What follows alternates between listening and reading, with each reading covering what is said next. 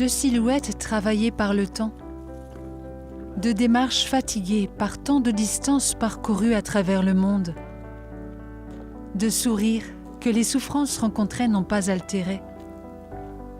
Deux vies consacrées pour guérir, relever, aimer.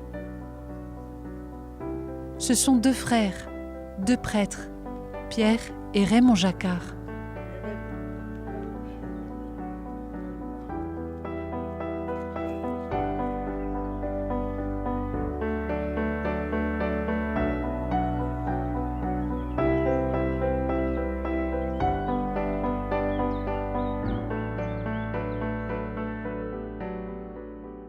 On est parti de la contemplation de Jésus, le silence, le regard que Jésus a porté sur nous, on portait sur lui en le regardant comme des petits pauvres dans la foi. Ce regard-là qui nous a appris à regarder les autres pauvres. On n'est pas parti de l'homme, on est parti de Dieu.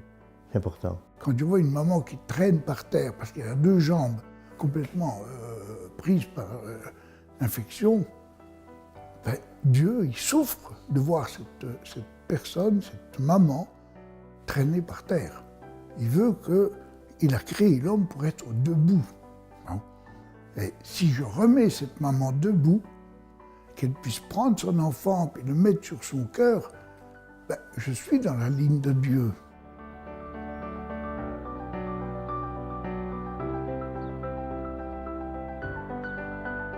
Aujourd'hui, Net for God vous emmène à la rencontre de Pierre et Raymond Jacquard, deux frères peu ordinaires.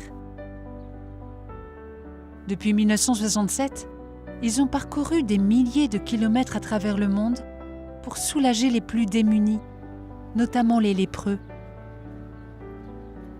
Comptant sur le Seigneur plus que sur leurs forces, confrontés à une misère extrême, ils ont contribué à mettre des milliers d'hommes debout et à leur redonner leur dignité.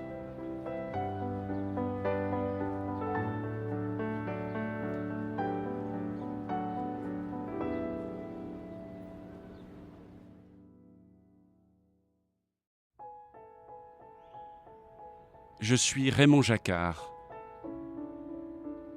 prêtre au service d'une paroisse de Besançon en France depuis 8 ans. Dieu m'appelle à devenir missionnaire au Cameroun, au service des rejetés, les lépreux.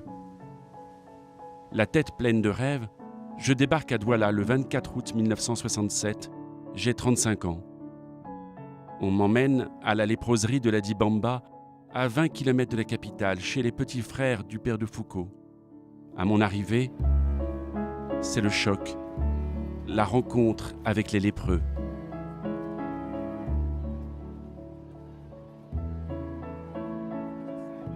Une petite sœur m'entendait, une sœur m'a dit, voilà, le cadeau que le Seigneur vous fait, 400 lépreux. Oh, il est généreux, je dirais, 400 lépreux d'un coup. Je ne savais pas ce que c'était qu'un lépreux, rien. Je suis entré vraiment comme un pauvre type, quoi.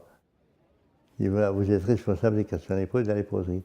Qu'est-ce qu'on fait habituellement? Vous voyez, on va vous montrer faire des pansements.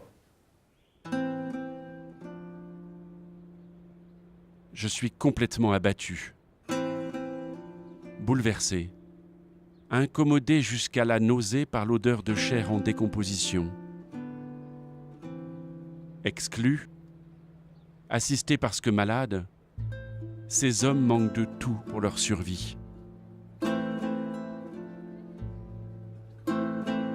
Pourtant, sa décision est prise. Il ne les abandonnera pas. S'approchant d'eux, cherchant à les guérir alors qu'il n'est pas médecin, il essaie de soigner leurs plaies en faisant régulièrement des pansements.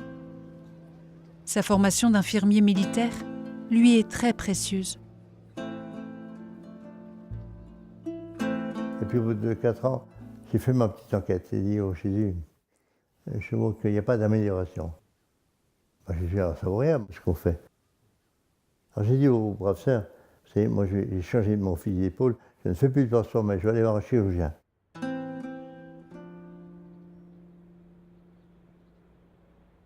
En effet, j'étais dans un moment de découragement et j'ai imploré le Seigneur de m'aider. C'est alors qu'en priant, j'ai entendu intérieurement: si tu étais lépreux, que voudrais-tu que l'on fasse pour toi ? J'ai répondu, j'irai voir un chirurgien pour me faire soigner. C'est alors que le Christ me dit, eh bien, fais-le pour les autres.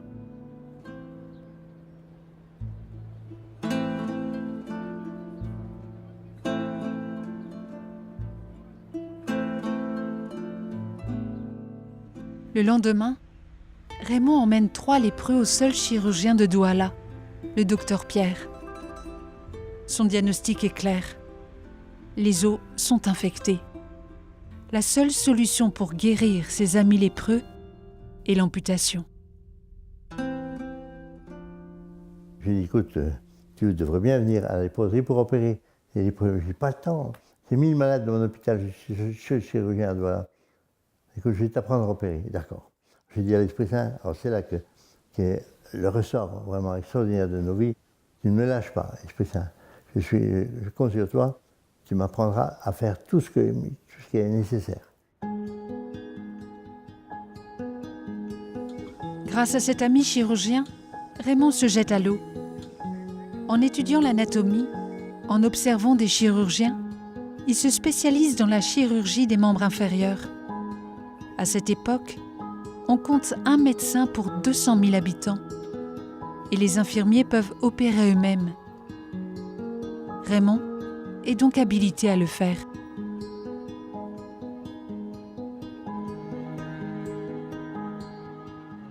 Ma vie est rythmée par la formation et la prière. Chaque soir, la petite cloche invite les malades qui le peuvent à venir à la chapelle. Mon désir est de rendre responsables les malades avec qui je vis. Son objectif est donc que ces personnes, une fois opérées, puissent marcher sans béquilles. Il n'existe aucune fabrication de prothèses au Cameroun. Décidé à tout tenter, Raymond part à Paris, en France, pour se former dans un centre spécialisé de prothèses. Après 3 mois d'apprentissage, il rentre au Cameroun avec dans sa valise une petite réserve de résine, de quoi confectionner une belle prothèse en plastique.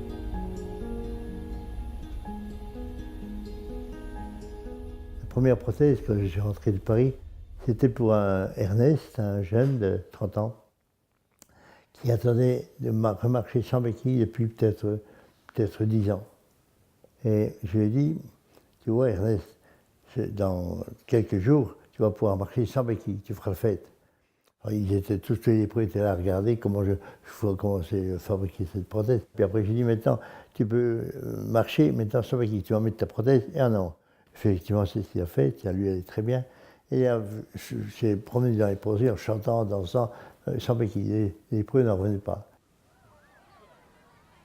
Mais la nuit, il a dit à ses copains, on va faire la Java. Et puis il commençait à se divertir.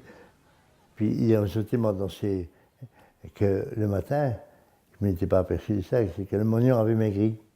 Quand il est revenu, je lui ai arrivé au fond de le petit chemin. Sa prothèse était sur la tête et il marchait avec les béquilles. Je lui ai dit, mon ami, vraiment, tu t'es fortement trompé.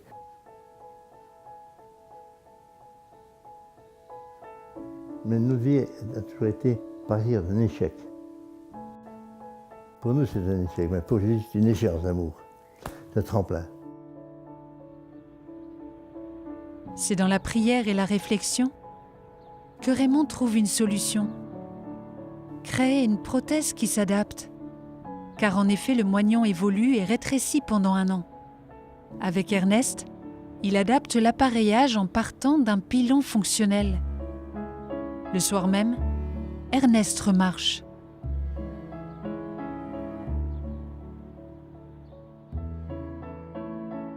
Cependant, en accord avec mes supérieurs, je suis amené à quitter ce lieu de la Dibamba pour rejoindre dans la banlieue de la capitale le centre Jameau, surnommé la colline de la souffrance. C'est l'annexe de l'hôpital central de Yaoundé, où sont regroupés 500 malades que l'on juge incurables. Des lépreux, tuberculeux, malades mentaux. L'ampleur de la tâche est immense et je suis très vite épuisé. Je supplie le Seigneur de m'envoyer de l'aide. Ce qu'il ne sait pas, c'est que son frère Pierre, de 4 ans son aîné, engagé depuis 14 ans chez les petits frères du père de Foucault, se sent appelé ailleurs, au service des grands malades.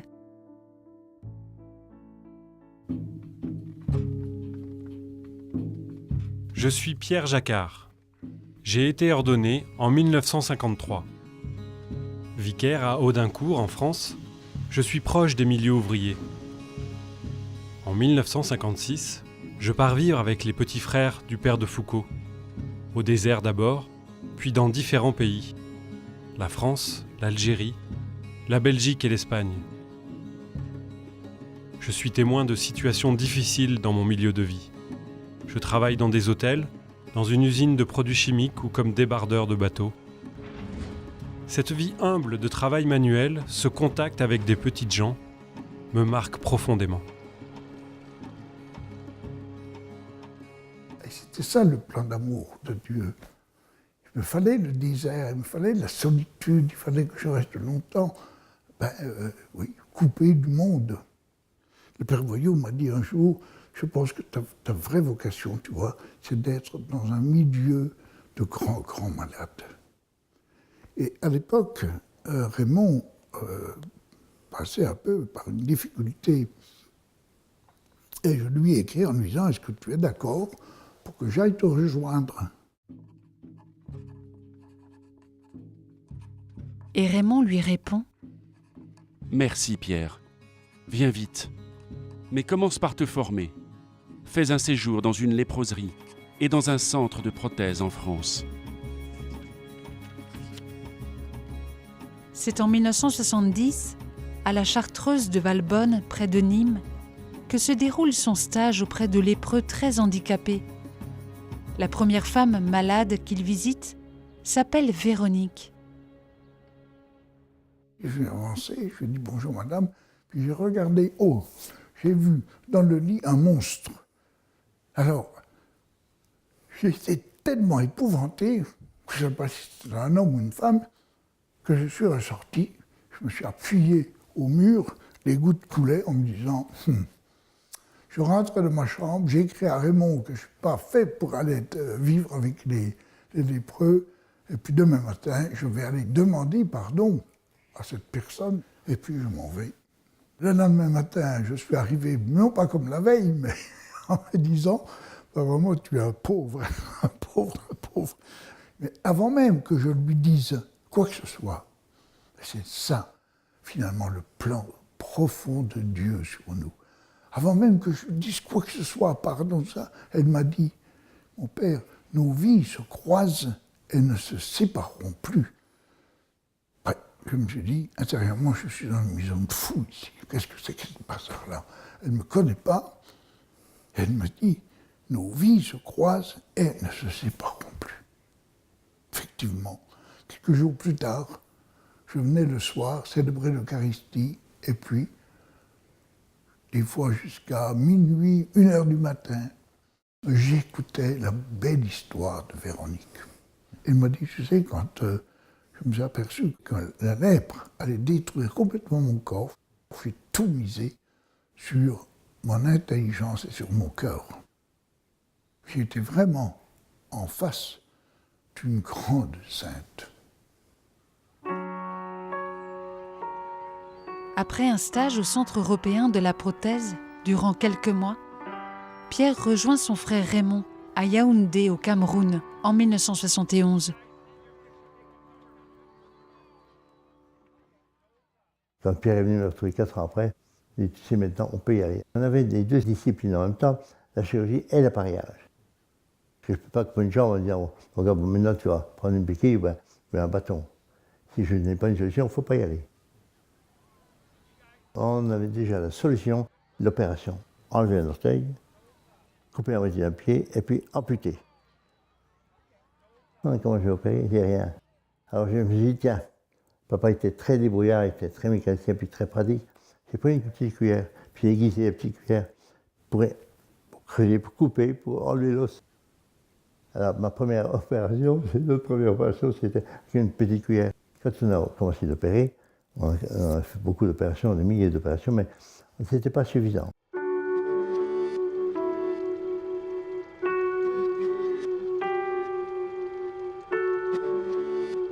À propos des prothèses, l'histoire d'Ernest a déjà enseigné Raymond.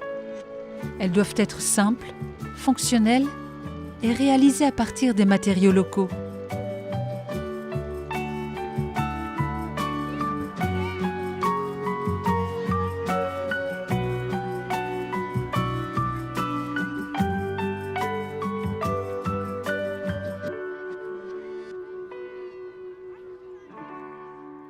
On a fait une prothèse qui valait seulement 5 $. On a acheté un peu de cuir, puis, les rivets, on allait dans les garages ramasser les chutes de barres de cuivre. Le bois, on l'avait gratuitement par des amis du Cameroun, où il y avait du bois. On a fait des pilons. Mais on apprenait surtout aux lépreux qui avaient encore des mains à faire eux-mêmes la prothèse, en tout cas aux amputés, à faire eux-mêmes la prothèse. C'est lui qui va fabriquer, réhabiliter sa vie, refaire sa vie un petit peu à neuf. Alors, on lui a expliqué tout dans le détail, comment on faisait les mesures, et on a beaucoup simplifié la fabrication de la prothèse. C'était vraiment très beau à voir, lui-même qui fabriquait son appareil. Mais quand il était debout, avec sur sa jambe artificielle, c'était un autre homme, vraiment.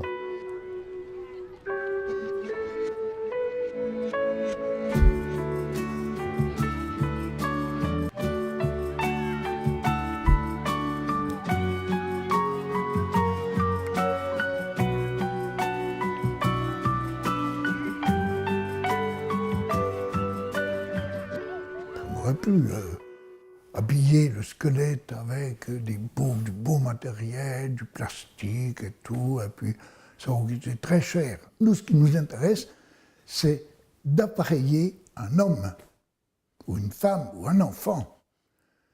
Et si on appareille un homme, c'est l'homme qui, pour nous, a la grande valeur. L'appareil aussi, il faut qu'on respecte les lois de la prothèse ou d'orthèse. Mais ce qui est important, c'est l'homme. Et qu'est-ce que je trouve dans l'Évangile? Un respect profond de l'homme. C'est que Dieu n'a pas hésité à envoyer son Fils jusque sur la croix pour relever l'homme, pour le remettre dans la vraie direction. Donc, moi je dois, si je veux être fidèle à l'Évangile, prendre l'homme qui est devant moi, ou cette femme, ou cet enfant, comme Dieu le regarde, comme Dieu le voit. Et qu'est-ce que je trouve dans l'Évangile? Eh bien, je trouve tout ce dont on a besoin pour fabriquer une prothèse toute simple. Une prothèse adaptée à ce que fait l'homme.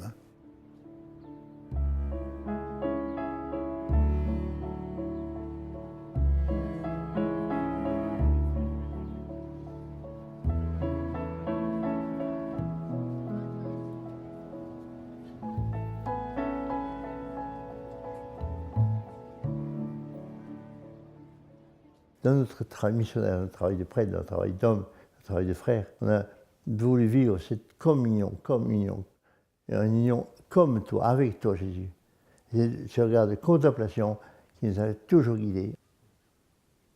On essayait d'adorer Jésus tous les jours, bien sûr, mais des fois la nuit, pour s'imbiber de ce regard que Jésus a sur nous. On ne peut pas faire n'importe quel travail si on ne prenait pas d'abord le temps de contempler Jésus. La contemplation est au départ de toute action possible, mais pas à la fin, non. C'est ainsi qu'au bout de 4 ans d'expérience sur le terrain, le bilan est éloquent. Près de 600 malades amputés ont été appareillés, des centaines de personnes sont opérées, guéries et ne figurent plus sur les listes de lépreux. Le centre Jameau devient la cour des miracles, un centre qui va rayonner au-delà du continent africain. Il ne se limite plus aux lépreux, mais s'ouvre à toute personne estropiée, ainsi qu'aux enfants atteints de la polio.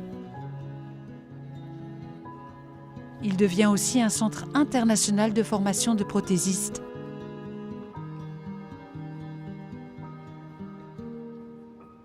Un jour, notre évêque nous a appelés, nous a dit « Je suis très content de vous, mais très très content. Et j'aimerais vous demander quelque chose. Écrivez ce que vous faites. » J'ai dit « Monseigneur, demandez-nous n'importe quoi, mais surtout pas d'écrire. Vous savez bien qu'on ne sait pas écrire. » Si, moi je ferai la préface.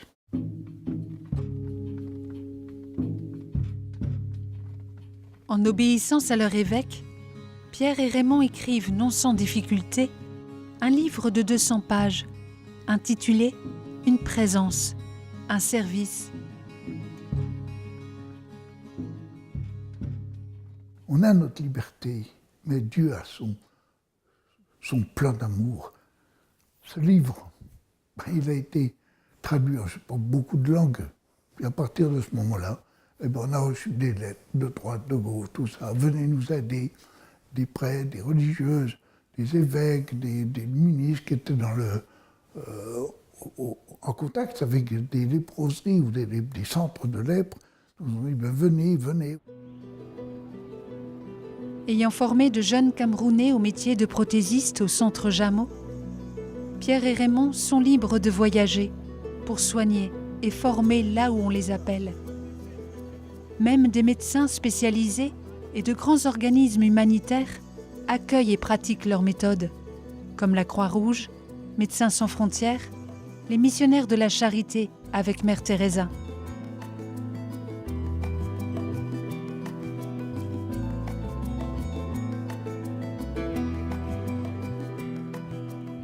En plus de 30 ans, ils mettent en place 182 missions dans plus de 34 pays du monde, avec comme seul bagage la langue du cœur et ce désir fou d'aimer et de sauver l'homme à tout prix.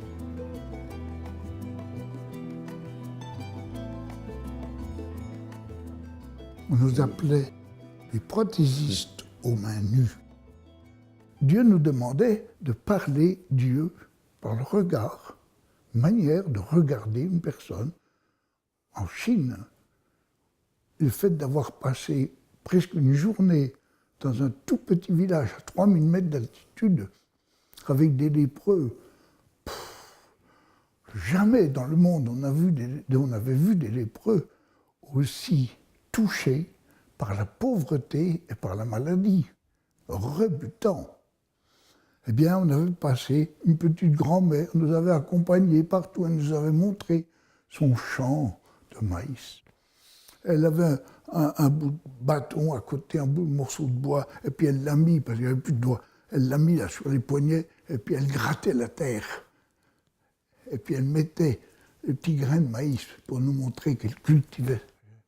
Bon, et bien quand on est parti, on n'a pas parlé avec elle, mais la regarder, lui tenir le bras. Et bien quand elle est partie, elle nous a donné ce qu'elle avait de plus précieux, une canne qui lui servait à avancer. Le silence, c'est la meilleure, c'est la plus belle parole. Il y a un refrain, un dicton, je sais pas quoi, chinois qui dit « Si tu as quelque chose de plus important à dire que le silence, alors tais-toi. »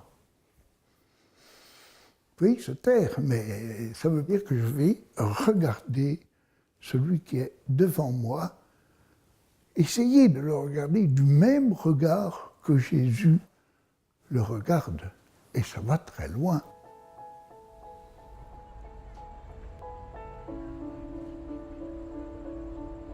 L'aventure missionnaire des frères Jacquard ne s'arrête pas là. À partir de 1978, pendant 27 ans, Pierre et Raymond sont plongés dans les rues de Bogota en Colombie, en Amérique du Sud. Avec ce langage du cœur, ils relèvent ces adolescentes et femmes blessées, mal aimées de la rue.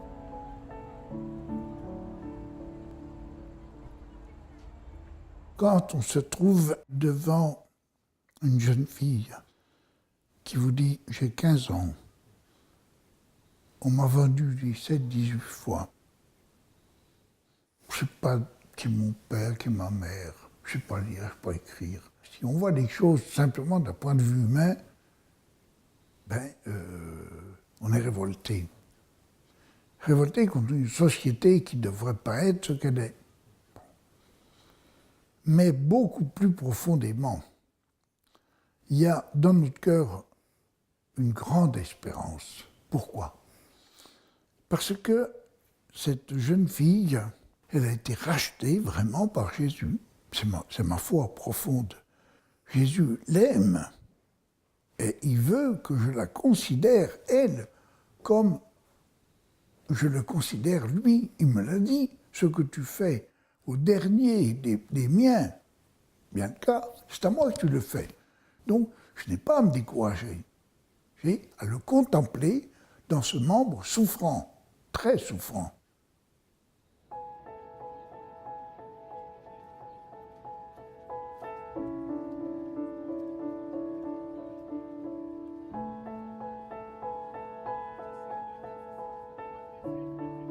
Jésus, c'est toi qui es malade, c'est toi que j'adore.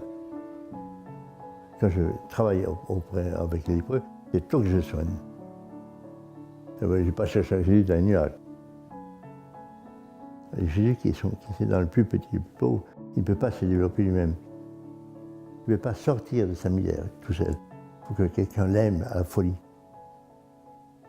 C'est ce que Jésus nous a appelés à faire.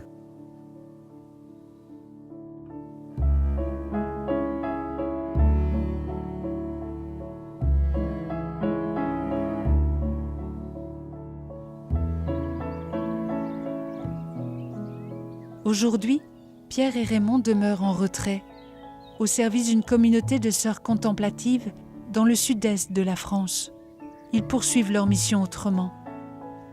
Leur maître, ils continuent de le célébrer dans l'Eucharistie, le silence, la rencontre avec ceux qui les entourent.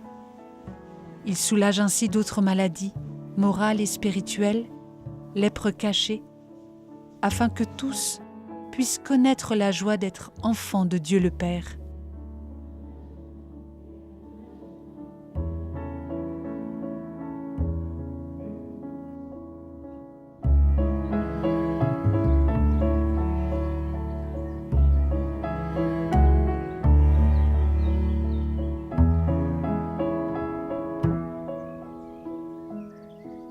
Pour ce mois, nous pouvons prier pour Raymond et Pierre Jacquard et pour tous ceux qui, à leur suite, vivent et travaillent avec ces hommes et ces femmes exclus de nos sociétés afin de leur redonner leur dignité.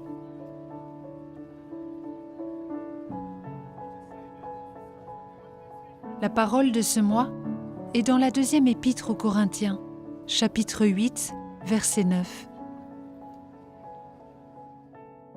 Notre Seigneur Jésus-Christ, pour nous, de riche qu'il était, s'est fait pauvre, pour nous enrichir de sa pauvreté,